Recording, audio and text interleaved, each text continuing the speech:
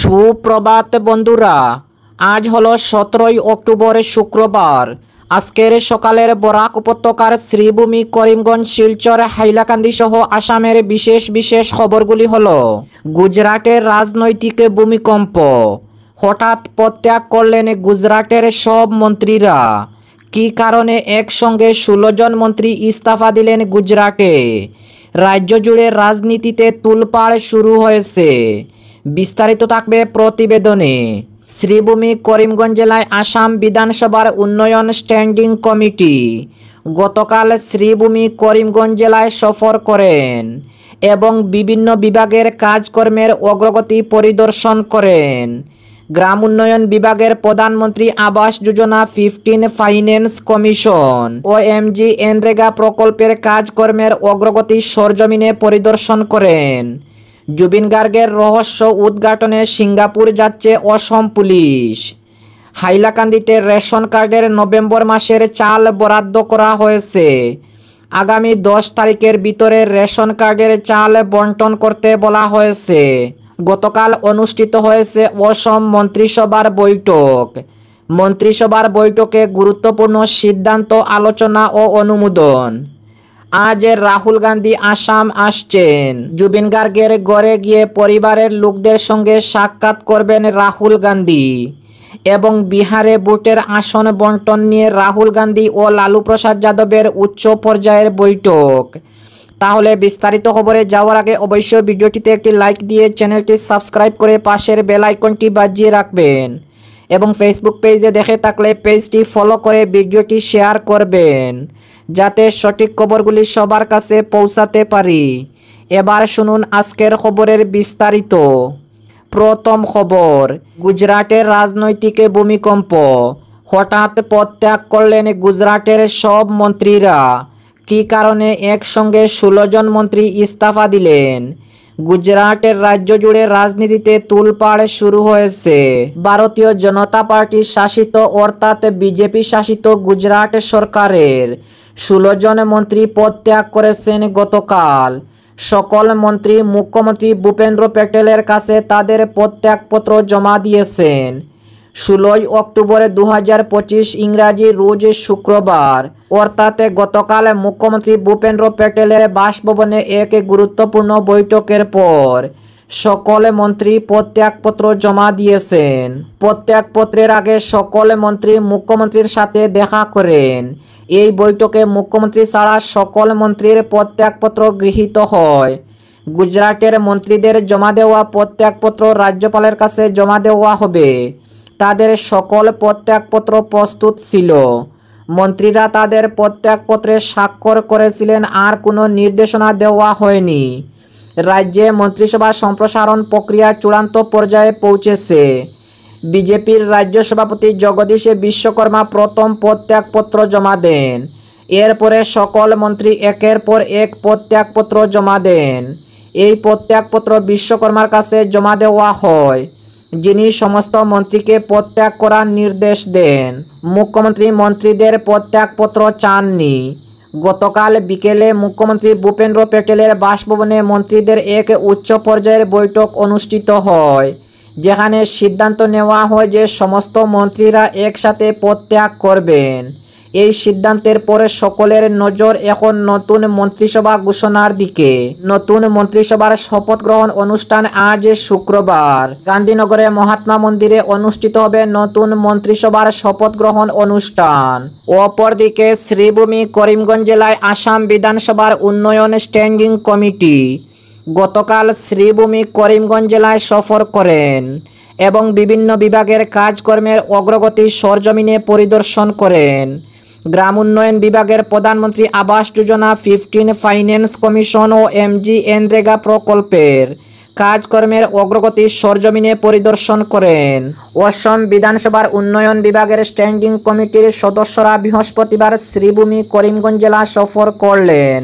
কমিটির চেয়ারম্যান গোবিন্দচন্দ্র বসুমাতারির নেতৃত্বে বিধায়কগণ অজয় কুমার রায়, দিগন্ত বর্মন, দীপায়ন চক্রবর্তী, মিসবাহুল ইসলাম লস্কর, সুজামুদ্দিন লস্কর, শিবু মিশ্র ও নিজানুর রহমানকে নিয়ে গঠিত এই স্ট্যান্ডিং কমিটি বৃহস্পতিবার শ্রীভূমি করিমগঞ্জ জেলা সফর করে বিভিন্ন বিভাগের কাজকর্মের অগ্রগতি সরজমিনে পরিদর্শন করেন। এতে ওই দিন কমিটির সদস্যরা সাদারাশি ও লঙ্গাইঘাটে বাজারঘাটে জিপিতে পঞ্চায়েত ও গ্রাম উন্নয়ন বিভাগের প্রধানমন্ত্রী আবাস যোজনা গ্রামীণ 15 ফাইন্যান্স কমিশন ও এমজি এনরেগা প্রকল্পের কাজকর্মের অগ্রগতি সরজমিনে প্রত্যক্ষ ও পরিদর্শন করেন। এর পাশাপাশি ওই দিন ওই কমিটির সদস্যরা লক্ষ্মীবাজার রোডের আসাম বিদ্যুৎ বিতরণ কোম্পানি লিমিটেডের আরডিএসএস বা হাই টেনশনের লাইট ডিস্ট্রিবিউশন সিস্টেম ও শ্রীভূমি জেলা কারাগার পুরসভার জল সরবরাহের খোঁজ নেন। এদিকে বৃহস্পতিবার সন্ধ্যায় জেলা কমিশনার কার্যালয়ের সভাকক্ষে চেয়ারম্যান সহ কমিটির সদস্যরা পঞ্চায়েত ও গ্রাম উন্নয়ন বিভাগ, জলসম্পদ বিভাগ, পুরসভা, অসম বিদ্যুৎ বিতরণ কোম্পানি লিমিটেড, বন ও পরিবেশ বিভাগ, টাউন অ্যান্ড কান্ট্রি প্ল্যানিং বিভাগের কাজকর্মের খোঁজ নিয়ে প্রকল্পগুলির প্রকৃত বাস্তবায়ন ব্যবস্থা গ্রহণ করতে পরামর্শ দেন। পাশাপাশি জনগণের জন্য কাজ করতে এবং কষ্ট লাঘবে সদা সচেষ্ট থাকতে পরামর্শ দেন। এদিনের সভায় কমিটির চেয়ারম্যান গোবিন্দচন্দ্র বসুমাতারি, বিধায়কের দিগন্ত বর্মন, সুজামুদ্দিন লস্কর ও নিজানুর রহমান অংশগ্রহণ করেন। এতে কমিটির সঙ্গে আসা অতিরিক্ত সচিব রাজীব ভট্টাচার্য, উপসচিব পরাগ কুমার মেদি এবং শ্রীভূমি জেলা উন্নয়ন কমিশনার দীপক জিডুং, জেলা পরিষদের সিও মুন গগৈ ও সংশ্লিষ্ট বিভাগীয় আধিকারিকরা অংশগ্রহণ করেন। অপরদিকে জুবিন কাণ্ডের রহস্য উদ্ঘাটনের জন্য সিঙ্গাপুরে যাচ্ছে অসম পুলিশ, জানালেন অসমের মুখ্যমন্ত্রী হিমন্ত বিশ্ব শর্মা। জুবিন গর্গ মৃত্যুর তদন্তে তৎপর হয়ে উঠেছে অসম পুলিশ। জুবিনের মৃত্যুর ঘটনায় রহস্য উদ্ঘাটনে সিঙ্গাপুর পুলিশের সঙ্গে বৈঠক করবে অসম পুলিশ। অসম পুলিশের এডিজিপি তথা এসআইটির প্রধান মুন্না গুপ্তার সাথে বৈঠক হবে সিঙ্গাপুর পুলিশের। আগামী 21 অক্টোবর বৈঠক। সিঙ্গাপুর পুলিশের সাথে কথা বলে গত 19 সেপ্টেম্বর ঘটনার দিন ঠিক কী ঘটেছিল তার বিশদ তথ্য জানতে চাইবে অসম পুলিশের এসআইটি। প্রসঙ্গত, জুবিন গর্গের মৃত্যুর রহস্য উদ্ঘাটনে প্রথম থেকে জোরালো পদক্ষেপ নিয়েছে অসম সরকার। জুবিনের এই অকাল প্রয়াণ মেনে নিতে পারেননি আসামের মানুষ। অসমের মুখ্যমন্ত্রী হিমন্ত বিশ্ব শর্মা সোশ্যাল মিডিয়ায় নিশ্চিত করেছেন, এসআইটি টিম 20 অক্টোবরে সিঙ্গাপুরে চলে যাবে। আমরা আমাদের প্রাণের শিল্পী জুবিনের বিচার চাই। এটা একটা দৃঢ় পদক্ষেপ। এসআইটির প্রধান মুন্না গুপ্তার সঙ্গে সিঙ্গাপুর পুলিশ আগামী 21 অক্টোবরে সাক্ষাৎ করবেন।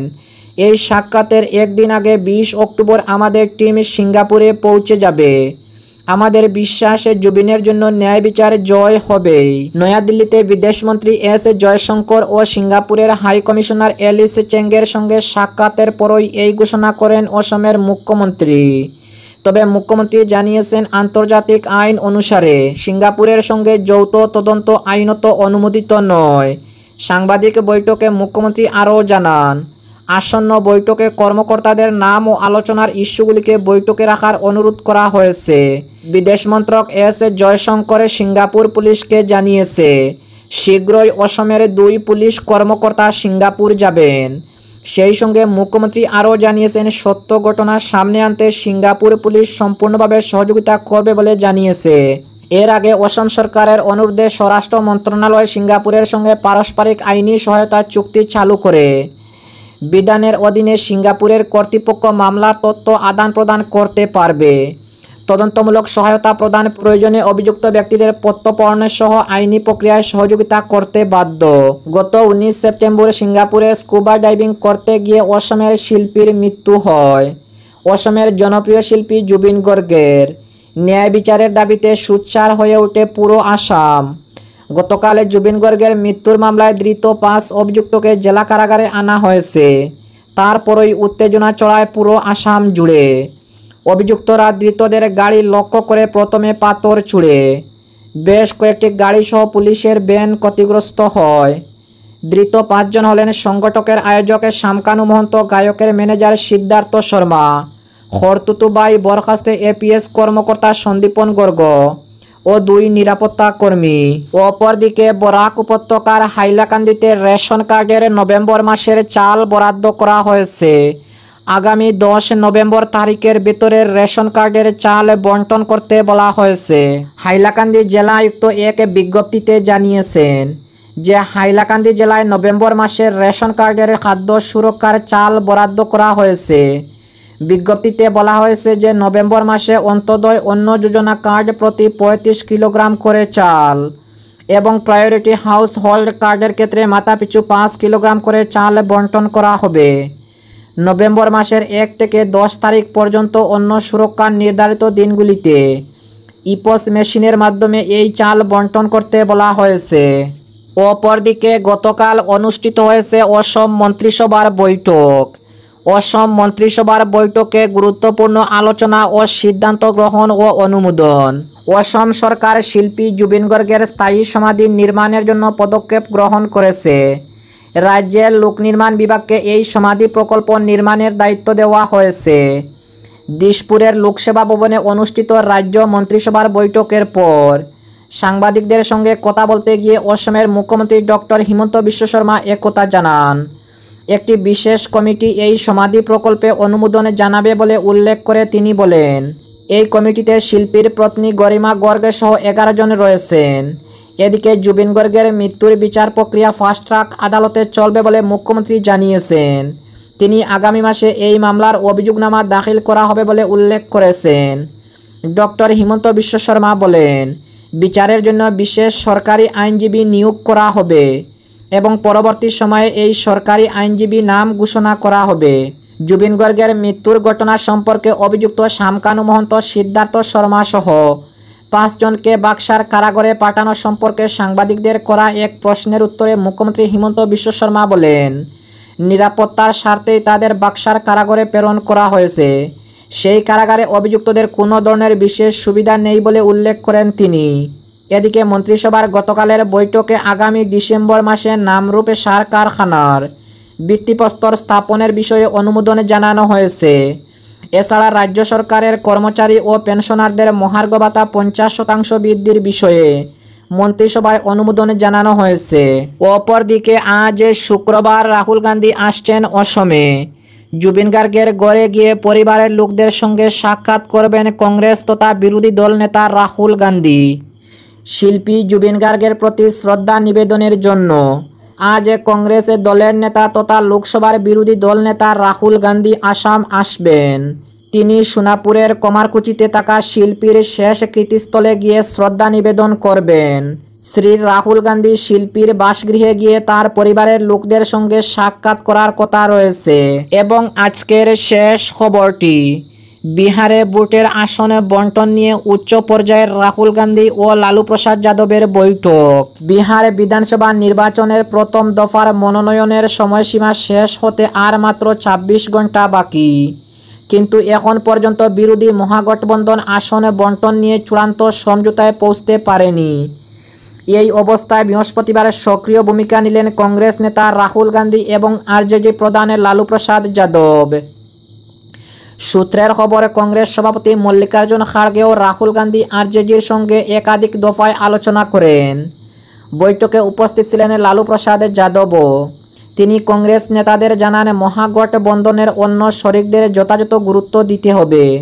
জোটের ঐক্যই এখন সবচেয়ে গুরুত্বপূর্ণ। তবে এখন পর্যন্ত কোনো আসনে বন্টনের তালিকা প্রকাশ পায়নি। ইতিমধ্যে কংগ্রেস ও আরজেডির একাধিক নেতা প্রার্থী হিসাবে মনোনয়ন জমা দিয়ে ফেলেছেন। ফলে জোটের মধ্যে বিভ্রান্তি এবং চাপা অসন্তোষ স্পষ্ট। কংগ্রেসের মুখপাত্র প্রবণ খেরা বলেন, সব কিছু ঠিকঠাক চলেছে, প্রতীকের বন্টন চলেছে, মনোনয়ন জমা দেওয়ার প্রক্রিয়াও শুরু হয়েছে। খুব তাড়াতাড়ি সব কিছু পরিষ্কার হয়ে যাবে। মহাগঠবন্ধন সরকার গঠনের পথে এগুচ্ছে। বামপন্থী শরিক সিপিআই ইতিমধ্যে 18টি আসনে প্রার্থীর নাম ঘোষণা করেছে। তবে মূল দুই শরিক আরজেডি ও কংগ্রেসের মধ্যে আসন নিয়ে দর কষাকষি এখনও চলছে। জানা গেছে আরজেডি প্রায় 115টি আসনে এবং কংগ্রেসের 60টির কাছাকাছি আসনে লড়াই করতে চায়। বাকি আসনে বাম দল অন্যান্য সহযোগী দলগুলিকে দেওয়া হতে পারে। মনোনয়ন জমা দেওয়ার শেষ তারিখ 17 অক্টোবর।